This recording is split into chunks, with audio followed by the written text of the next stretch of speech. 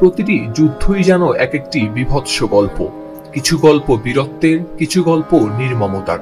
তবে গাজার এই গল্পটা কেবলই মৃত্যু আর নির্মম নৃশংসতার। বিবিসির প্রতিবেদনে উঠে এসেছে গাজার মাটি থেকে ফেরা ইসরায়েলি সেনাদের বর্ণনায় ফিলিস্তিনের ভয়াবহ চিত্র, যে গল্প হার মানিয়েছে পৃথিবীর সকল পৈশাচিকতাকেও।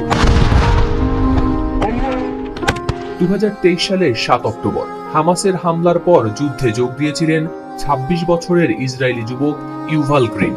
নিজের দেশকে রক্ষার তাগিদে এবং হামাসের হাতে জিম্মি ইসরায়েলিদের মুক্ত করার লক্ষ্যে ঝাঁপিয়ে পড়েছিলেন যুদ্ধে। কিন্তু যুদ্ধের ময়দানে পা রাখার পরই পাল্টে যায় তার চিন্তাধারা, জেগে ওঠে মানবতাবোধ।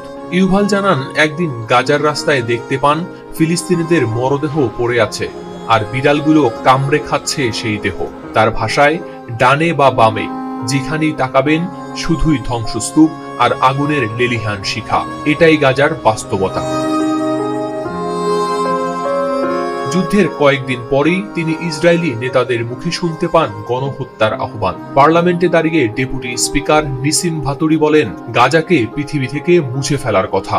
এমনকি প্রখ্যাত ইহুদি ধর্মগুরু এলিয়াহু মালিও একই সুরে বলেন, তুমি যদি তাদের হত্যা না করো, তারা তোমাকে হত্যা করবে।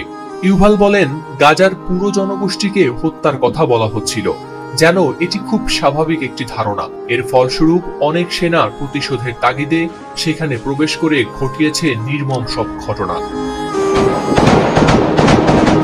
যার ফলে অনেক সেনাই তাদের দায়িত্ব থেকে সরে দাঁড়ানোর সিদ্ধান্ত নিয়েছেন।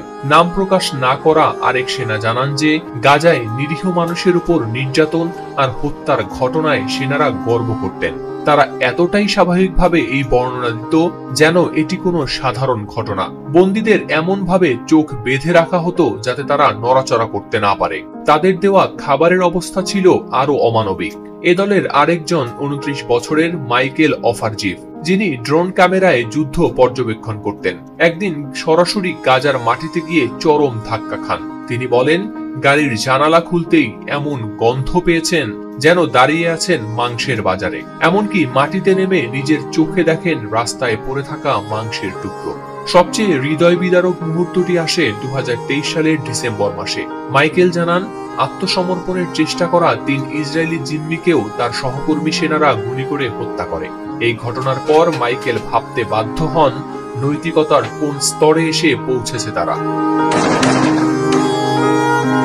বিশেষজ্ঞরা মনে করেন, ইসরায়েলি বাহিনীর মধ্যে নৃশংসতার পিছনে রয়েছে বাহিনীর ক্রমবর্ধমান ধর্মীয়করণ। সামরিক বাহিনীতে ডানপন্থী ইহুদি জাতীয়তাবাদীদের সংখ্যা দ্রুতই বাড়ছে, আর এভাবেই ইহুদি শ্রেষ্ঠত্বের বার্তা ছড়িয়ে দিয়ে সেনাদের করে তোলা হচ্ছে নীতিহীন ও নৃশংস। যুদ্ধ কখনোই মানবতার জন্য আশীর্বাদ নয়। গাজার ঘটনা তারই আরেকটি নির্মম প্রমাণ। যে সেনারা একদিন দেশ রক্ষার স্বপ্ন দেখেছিল, তারাই আজ অনুতাপ আর বিভ্রান্তির ভারে জর্জরিত। কারণ গাজার এই যুদ্ধ শুধু একটি ভূখণ্ড নিয়ে নয়, বরং মানবতা, নৈতিকতা আর রাজনীতির এক গভীর সংকট। প্রতিটি ধ্বংসস্তূপ যেন প্রশ্ন তুলছে, এই সহিংসতা কি কখনো শেষ হবে?